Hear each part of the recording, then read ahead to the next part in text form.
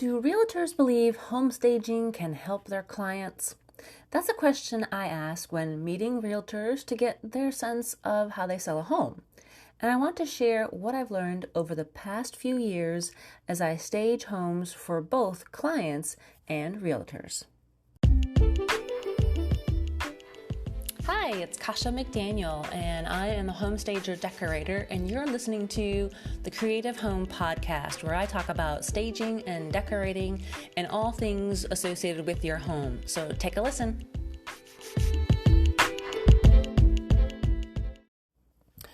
Pardon the interruption. One quick thing. If you are moving soon and you're listening to this podcast because you want to get tips on how to get your house sold faster, and you need something to help you stay organized before, during, and after the move, check out my PCS Moving Checklist Planner. It has 14 spreadsheets in Google Sheets that you can edit and print. I have checklists to remind you to pick up records, what to do with utilities, household items, pre-packing, packing the car, and so much more. Plus, I even have checklists to move a small business with you and all those ankle-biter tasks you need to do for your small business, and checklists for an international move. So check out my PCS Moving Checklist Planner. It's on my Etsy shop. I'm going to put the link in the show notes. And this is not just for military moves. Anyone can benefit from these moving checklists to stay organized. Like I said, I'll leave the link in the show notes. Welcome back to another Creative Home Podcast. I am your host, Kasha McDaniel. Thank you so much for listening. And as I've mentioned in previous episodes, home staging, the definition of it, is the art of decorating a home to sell and not decorate to live in it. Now, home staging, when you do that to a home, it is going to feel different to the homeowner, and it may not even look like their home anymore after we get done. In fact, I kind of play the home staging therapist when staging a client's home, and I'll share that story later. But I do always start when I talk to a homeowner, before we start staging, that I explain to them, this is going to look different. Your home's going to feel different. It's not going to feel like your home anymore because we're trying to help nudge you out the door to help you move. Because some of you may be very reluctant when it comes time to moving. And that may be something that maybe you need that little nudge, that push, right? And that's where, like I say, I kind of became the home staging therapist. But yeah, I warn them ahead of time before we start moving things around.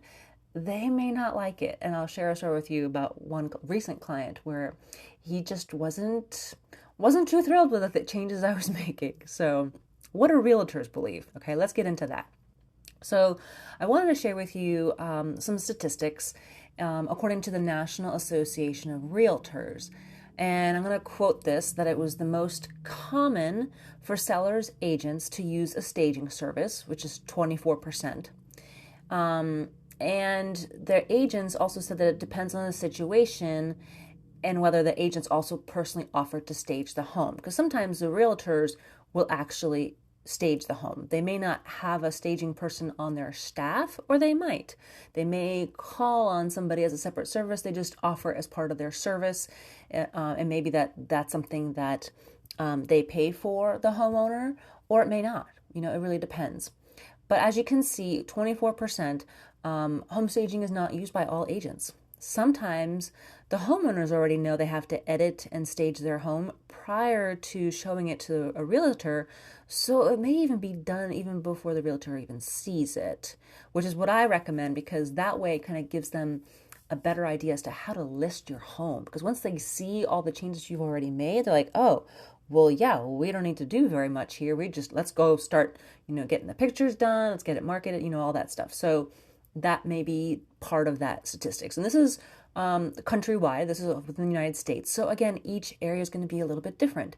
If you live in a smaller town, maybe home staging is not as prevalent as it is in like bigger cities like Charlotte, New York, Los Angeles, places like that. I'm in North Carolina, so it is starting to catch on more now here in my area. And people have heard about it. And definitely shows like HGTV have helped in the past. But there are still some people who maybe have lived in their home for many, many years and just are not used to hearing about that, right? So here's another statistics I want to share with you. 23% of sellers' agents said that they staged all sellers' home prior to listing them for sale. All of them, 23%, okay? And only 10% noted that they only staged homes that were difficult to sell. So if they knew there was something, unique, or the rooms were kind of difficult to, maybe the flow wasn't quite right, then they would bring a home stager in, okay? That's still kind of low in my mind, okay? So again, not all agents believe that staging can help them sell a house, okay? So some believe it can help them, while others do not even try. Some will look to just declutter and that's it. When decluttering is part of the staging process anyway. That's just the first step, what I'm doing, okay? But there's also other things like moving things in correct spaces and places to make the space look bigger, using the correct color palette, opening up, what is it that you want to, show off in that home to make it unique and make it stand out in the seller's eyes or the buyer's eyes, so that they can remember that house. And when they go back in their minds, when they're trying to decide which house should I put an offer on, they go, oh, remember that one with the fantastic views, or that one had 3 bedrooms that we can easily turn into a nursery, or whatever it is. Maybe there's a bonus room that you need for, maybe you work at home, those kinds of things. So those are the types of things that you want people to remember your house by, not the fact that, oh, remember that house that was all dark and dingy and just, oh, yeah, you don't want that kind of a reaction, okay? So what else do they believe? Let me explain some of the situations where I've had requests from real estate agents so that you kind of have an idea of what people have been asking for, okay? So, for example, some real estate agents will just empty out the house because there's too much stuff in it and too much to work with. So they just have everything just pulled out, just say, you know what, it's going to be easier just to get rid of everything. You can move out, you can move into your next location, whatever it may be. We're going to show the empty house. Again, and I didn't realize this was statistics until I actually saw this happen for myself. And I was like, wow, okay, interesting. So I've shared the statistics before where empty houses, when people walk through it, they take about, on average, 7 to 8 minutes to walk through an empty house versus 30 to 40 minutes in a staged home. And I'm like, really? And I actually happened to go to an open house, one of the houses a while back. It was empty. And I kind of wanted to see, was it really, really empty when I walked in? Sure enough, there was another young couple that was walking through it.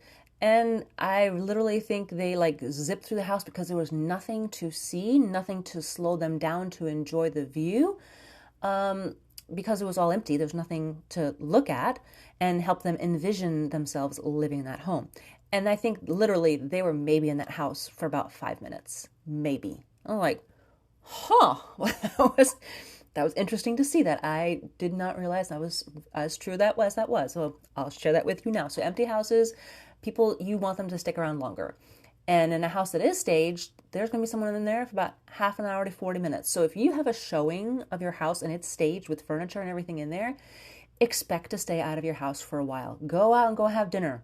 Go run some errands or whatever. Plan to be out of your house for a while. Because there was one time we were waiting for the buyers to go through our house, and literally 45 minutes later, I'm like, are they done yet? What is taking them so long? I'm like, holy cow, what are they measuring things? What's going on? And that's what you want them to do.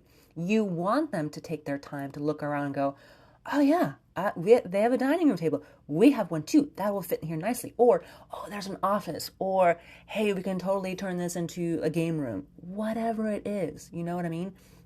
You want them to take their time, take the measurements that they want, try out different things, look in the cabinets. That's what they're going to do. Okay? So, yeah.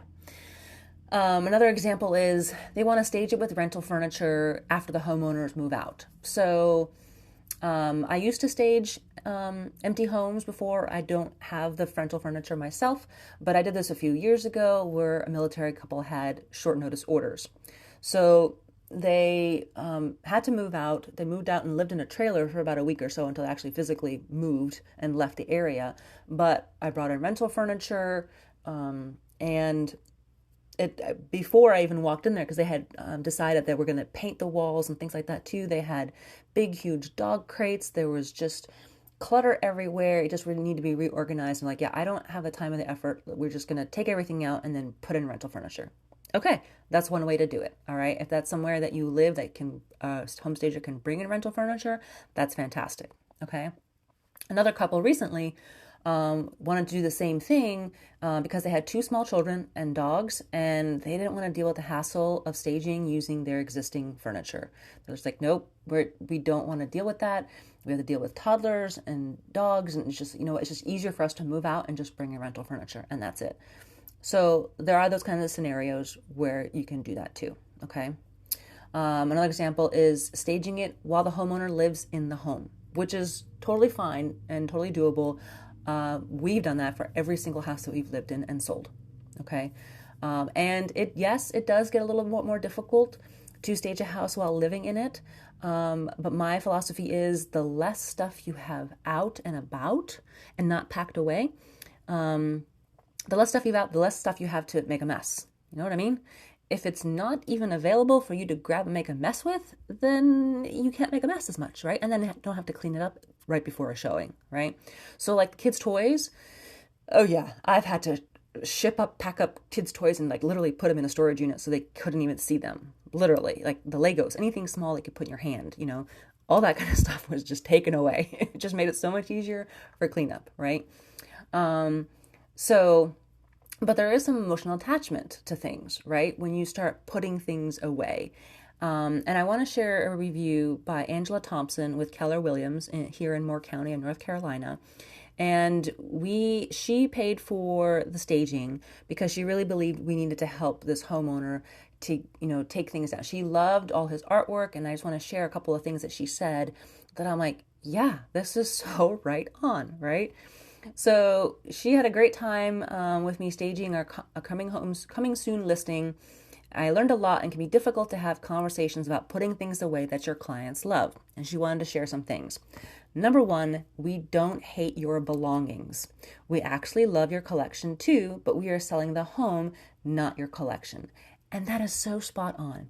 It is funny because the homeowner, I kept telling him he had a bunch of nude photos and nude things all over the place. And I'm like, we really need to take those down. He's like, what? But that's art. I'm like, I understand. I totally get it. But you don't want to offend anybody coming in. This is, yes, your home, but they have to imagine themselves living in it. They don't want to see all these nude pictures of people all over the place. And it's like, that's not art to them. They may love a different kind of art for all you know. And that's what you're trying to have them imagine living in that home, not trying to figure out, well, that painting has, even though they know the pictures don't come with the house, they know that, but you got to do all that stuff to help, let people remember. Again, what are they going to remember about that house? Oh, the house with all the nude pictures in it. No, I know, right? Exactly. But we're selling the house, not your collection. So I love it. She's like, we don't hate your belongings. And we don't. They may be some beautiful pieces there. But some things we're like, okay, we need to take down all those personal photos. Yes, I know. You're going to be like, what? I'm like, we put away, I don't know, probably 50 family photos away in that house. There were a lot, little ones, big ones, they all need to come down. So I love that quote we don't hate your belongings. We don't. It's just, we're trying to help you sell your house for top dollar. You want to get the most bang for your money, right? And that's what we're trying to do. Number two, some of your belongings are amazing and we need to keep the attention on your home, not your things. Same thing here. She loved the eclectic lifestyle that he had in there. He had little things here and there, which was fine, but certain things we wanted to put away. Again, that was his lifestyle. That's his life. Again, we want to show off how you as the buyer can imagine yourselves in the home. All right. Number three, having a professional gently give advice helps us realtors from looking like the bad guy. Oh yeah, she did a great job of this. It was kind of funny. I'm like, I'll play the bad cop. I don't care. That's fine. I understand you as a realtor want to keep the professional relationship with your clients. I totally get that. That's part of your job. That's what you want. You be the good cop. That's fine. I'll be the bad cop. Now, I'm not going to be rude about it. I just may be a little bit pushy, maybe, in a way. I try not to be. But again, here comes my therapist hat. Again, we're trying to help them move out. Some of the things they probably won't even take with them when they go to the new house. He was downsizing. He's not going to take, if any, very little out of that house that he had in there that would probably have to be sold anyway, right? So there was going to be some things that, he's going to have to depart with anyway. This was like part of the step that he would have to take anyway, right? Okay. So it was a lot of, look, this is temporary. Some of these things, you will see these things again. Some of the things that are most important to you, you will see again, whether it's your pictures or your family photos, your artwork, whatever it may be that's more important to you, you will see it again. We just have to put it away for right now. Okay. And like I said, I'm okay with being the bad cop. That is perfectly fine. You guys can play the good cop. No problem. I don't mind. And then listen to the stories and laugh. It's a great icebreaker. Yeah, they're going to tell you stories about where they got their artwork, where they got this rug, where they got this picture, this whatever significant thing to them. And then just, wow, that you got that from an army guy, a Marine guy from doing this or that, or a veteran who did this. They always have amazing stories. They really do. So this is the part, like I said, where I played therapist. And it was part to help him move on and get ready for his next chapter in life.